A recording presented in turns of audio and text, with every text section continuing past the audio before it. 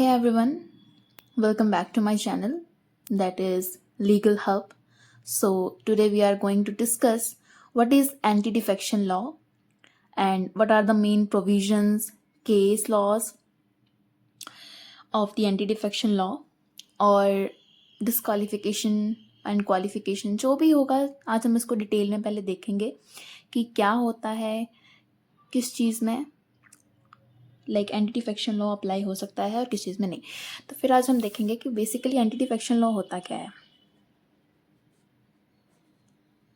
Anti defection law defection में अब anti defection जो है वो टू वर्ड से बना है, एंटी और डिफेक्शन। ठीक है, तो डिफेक्शन का मतलब होता है मीनिंग अगर कोई टाइम टू टाइम अपनी पार्टी को चेंज करता है, ठीक है, तो वो हमारा कहलाता है एंटी डिफेक्शन। मतलब वो डिफेक्शन कहलाता है। अगर कोई पॉलिटिकल पार्टीज को टाइम टू टाइम चेंज करता है तो वो डिफेक्शन कहलाता है। ठीक है, अब क्या हुआ कि इस चीज़ को रोकने के लिए एक लॉ को लाया गया ताकि गवर्नमेंट को स्टेबिलिटी मिले और पर्सन यहाँ से वहाँ जो है वो पार्टी चेंज ना कर सकें, जिसे बोला गया एंटी डिफेक्शन लॉ। और एंटी डिफेक्शन लॉ को बेसिकली 52nd अमेंडमेंट एक्ट 1985 में कॉन्स्टिट्यूशन में ऐड किया गया, जो कि मेंशन है 10th schedule of the Indian constitution. तो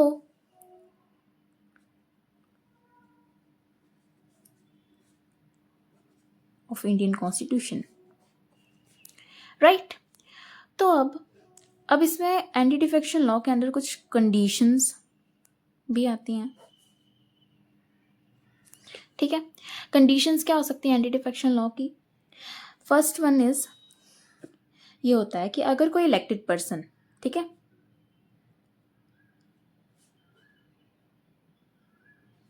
ठीक है, और मान लिया कि अगर आप कोई इलेक्टेड पर्सन हो या फिर कोई इलेक्टेड पर्सन क्या करता है अपनी पॉलिटिकल पार्टी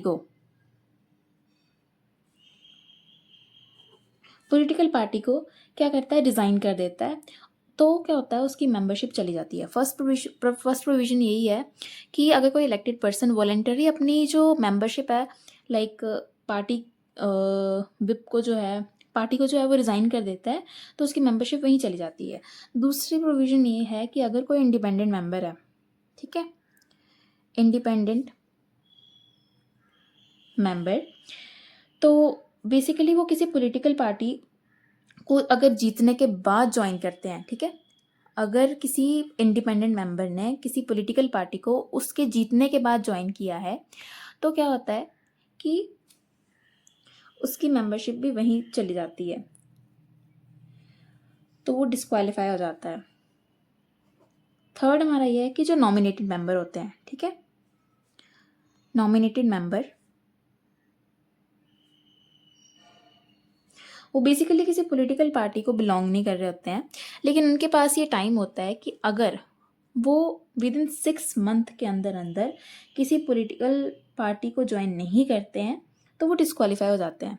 बेसिकली उनके पास 6 मंथ का टाइम पीरियड होता है। ठीक है, 6 मंथ का टाइम पीरियड अगर वो एक्सपायर हो जाता है देन वो डिस्क्वालीफाई हो जाएंगे अगर उन्होंने किसी पॉलिटिकल पार्टी को ज्वाइन नहीं किया है तो।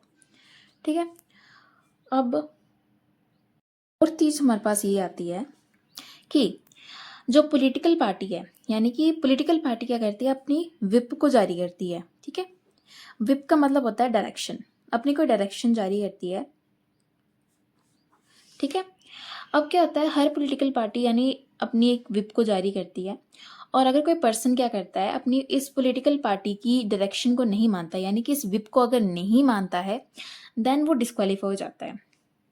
तो बेसिकली इसका मेन ऑब्जेक्टिव यही था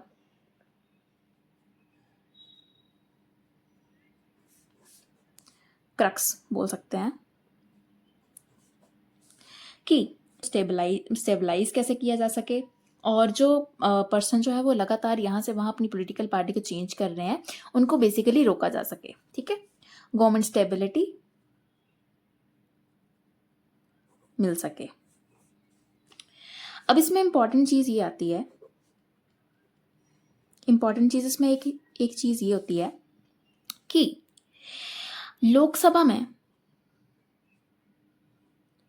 लोकसभा और राज्यसभा ठीक है। ये डिस्क्वालिफिकेशन जो होती है, ठीक है, डिस्क्वालिफिकेशन, लोकसभा और राज्यसभा में डिस्क्वालिफिकेशन स्पीकर और चेयरमैन करता है, ठीक है। यानी कि लोकसभा में करेगा स्पीकर और राज्यसभा में करेगा चेयरमैन। लेकिन इसमें कोई टाइम लिमिट जो है वो स्पीकर के लिए डिसाइड नहीं की गई है। टाइम लिमिट जो होती है वो स्पीकर के लिए डिसाइड नहीं है।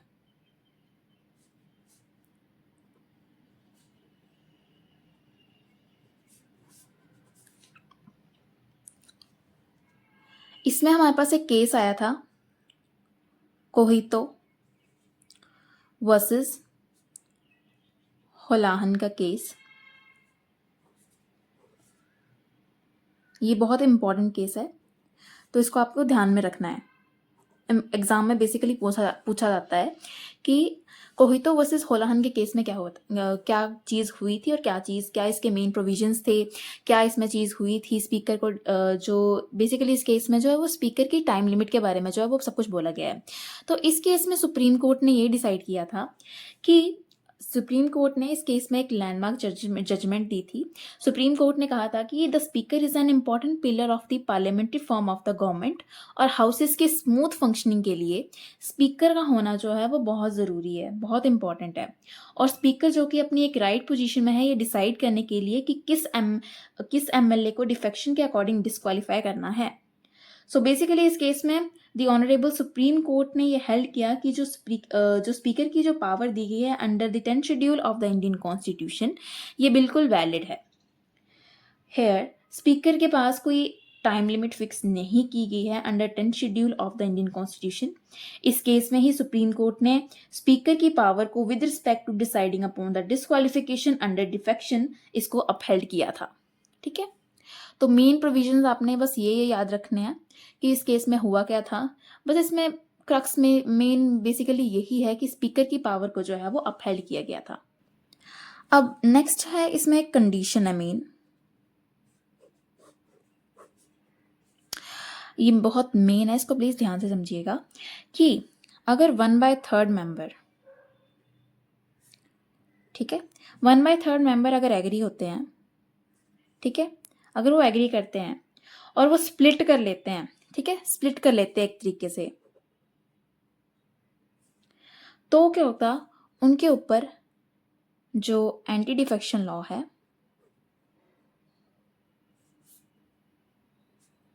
वो अप्लाई नहीं होगा, विल नॉट अप्लाई, ठीक है। दूसरी चीज कि लेकिन क्या हुआ, but 91st constitutional amendment act 2003 के दौरान क्या हुआ कि 2/3 मेंबर, ठीक है, 2/3 मेंबर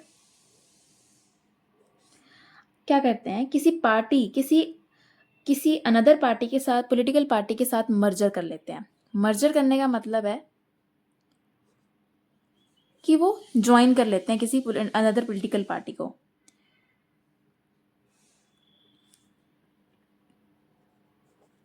ठीक है। तो उनके ऊपर एंटी डिफेक्शन जो लॉ है वो अप्लाई नहीं होगा।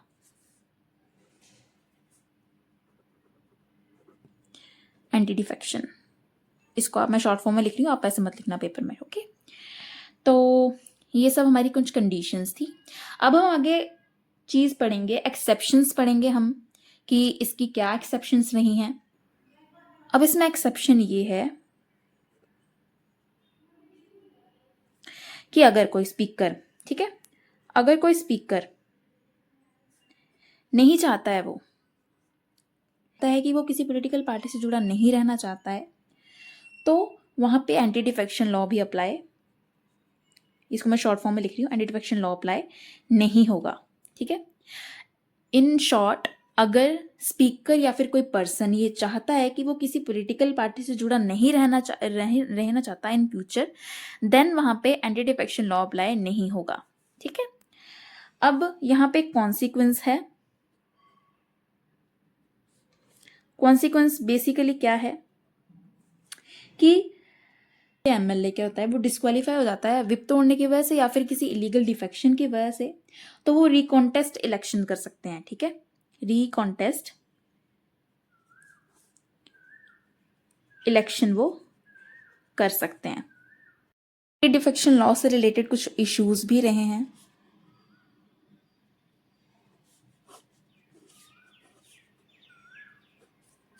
ठीक है, ये इश्यूज क्या थे? पहला,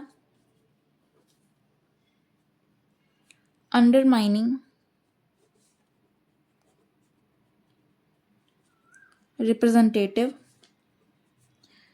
एंड पार्लियामेंट्री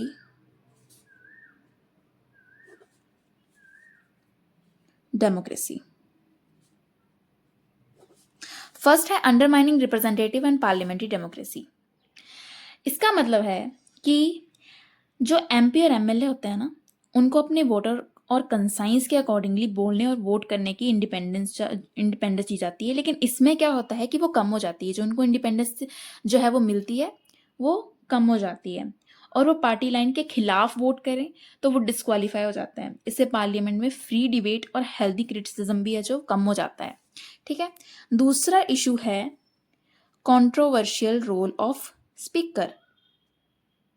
अब controversial role of the speaker मतलब कि स्पीकर ही डिसाइड करता है कि कोई मेंबर डिफेक्शन का गिल्टी है या फिर नहीं है। ठीक है, लेकिन कई केसेस में जो है वो डिसीजन डिले कर दिया जाता है ताकि गवर्नमेंट गिरने से बच सके।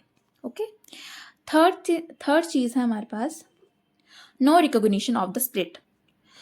थर्ड है हमारे पास no recognition of the split, जिसका मतलब है कि अगर इफ 2/3 मेंबर किसी दूसरी पॉलिटिकल पार्टी के साथ मर्जर कर लेते हैं तो वो डिस्क्वालीफाई नहीं होंगे। इसमें मेंबर पार्टी बदल लेते हैं बट रिजाइन नहीं करते हैं।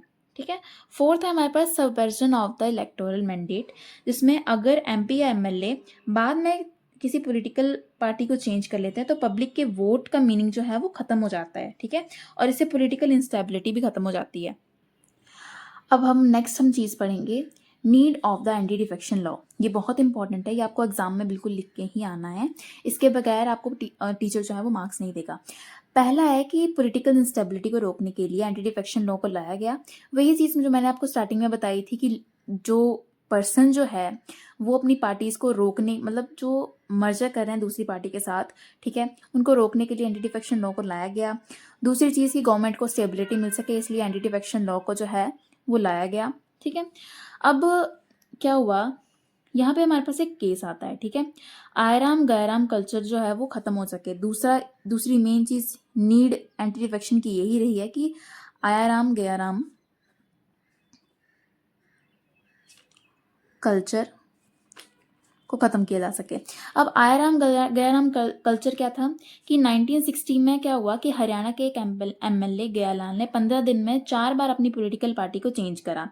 इसको रोकने के लिए पार्लियामेंट ऑफ इंडिया ने डिसाइड किया कि ये 52nd amendment act 1985 they will be bring in anti defection law. दूसरा था करप्शन को खत्म करने के लिए। ठीक है, करप्शन को खत्म करने के लिए एंटी डिफेक्शन लॉ को लाया गया।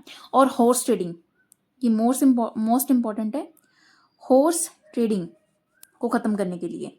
बेसिकली हॉर्स ट्रेडिंग होती क्या है? ठीक है, मतलब वोट खरीदना, एमपी एमएलए को पैसा देकर उनकी पावर या फिर उनकी पोस्ट को खरीद लेना या फिर बदलवा देना। ठीक है, थर्ड है हमारे पास to uphold the voter mandate, the voter mandate. कुछ नहीं करना आपको, बेसिकली सिंपल ये लिख के आना है, वहां पे टीचर आपको मार्क्स देने से नहीं वो करेगा। अगर कैंडिडेट क्या करता है बाद में अपनी पॉलिटिकल पार्टी को चेंज कर ले तो वोटिंग के साथ बेसिकली एक तरीके से चीटिंग होती है। ठीक है, तो एंटी डिफेक्शन लॉ वोटर के डिसीजन को प्रोटेक्ट करता है। Fourth, to strengthening the party discipline.